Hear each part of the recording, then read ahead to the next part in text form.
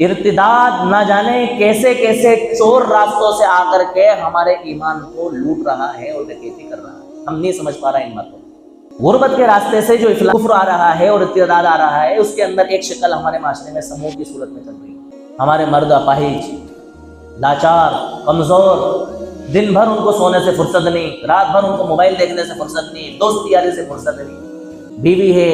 5-5 7-7 بچے ہیں، گھر کے اخراجات پورے نہیں ہو رہے ہیں،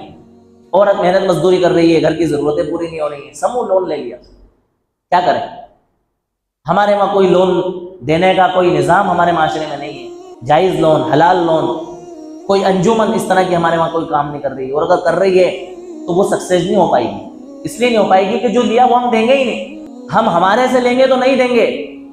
غیر سے لیں گے تو ہر قیمت پہ ہم چکا دیں گے اور وہ ہم سے وصول کر لیں گے۔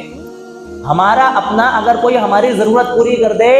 تو ہم اس کو اپنے باپ کی جائیداد اور پراپرٹی سمجھتے ہیں، اس نے ہمارے سپورٹ کر دیا تو تیرے باپ کے پیسے نہیں ہیں مجھے تو نے ہمیں دیے، ہمارے باپ کے پیسے جو تیرے پاس میں تھے تو نے ہمیں دے دیے، اب ہم وہ پیسے تجھے لوٹانے والے نہیں۔ اس لیے کوئی بھلا آدمی پیسے دینے کو بھی تیار نہیں،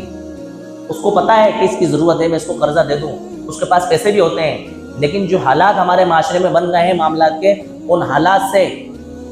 انسان دکھی ہو کر کے کسی کا سپورٹ اور کسی کی مدد کرنے کو تیار۔ ارے انسان کسی کے قرض جب لیا ہے تو اس کے لوٹانے کی فکر تو کرے۔ حدیث پاک میں آتا ہے، اللہ کے رسول صلی اللہ علیہ وسلم نے فرمایا، جب کوئی انسان کسی سے قرض لیتا ہے اور اس کے لوٹانے کی نیت کرتا ہے کہ میں اس قرض کو جلد از جلد لوٹا دوں گا، اللہ تعالیٰ اس کی مدد کرتے ہیں اور وہ قرض جلدی سے لوٹا دیتا ہے۔ اور جو انسان کسی سے قرض لیتا ہے، بھیک مانگتا ہے اور اس کی نیت لوٹانے کی نہیں ہوتی ہے، اللہ تعالیٰ زندگی بھر اس کو بھکاری بنا کر کے رکھتے ہیں اور اس کی ہیلپ اور مدد نہیں ہوتی۔ سموہ ہمارے معاشرے میں چل رہا ہے، آئے دن ویڈیوز آتے رہتے ہیں، سموہ والے پہنچ گئے، بھئی ہمارا قرضہ لوٹاؤ، نہیں قرضہ، اب قرضہ نہیں ہے تو کیا ہے، چلو آؤ ہماری حویث کا شکار بنو۔ لوگ ان عورتوں کا استعمال کر رہے ہیں، ان سے دھندے کروا رہے ہیں کہ آپ کو یہ دھندا کرنا پڑے گا، یہ بے حیائی کا کام آپ کو کرنا پڑے گا،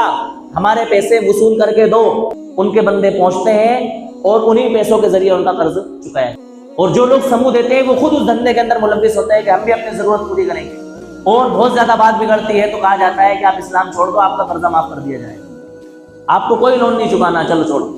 بتا ڈوبتے کو تنکے کا سہارا۔ انسان اپنی غربت اور اپنی مفلسی سے تنگ ہو کر کے اسلام کو چھوڑنے پر مجبور ہو رہا ہے۔ ہماری نئی بچیاں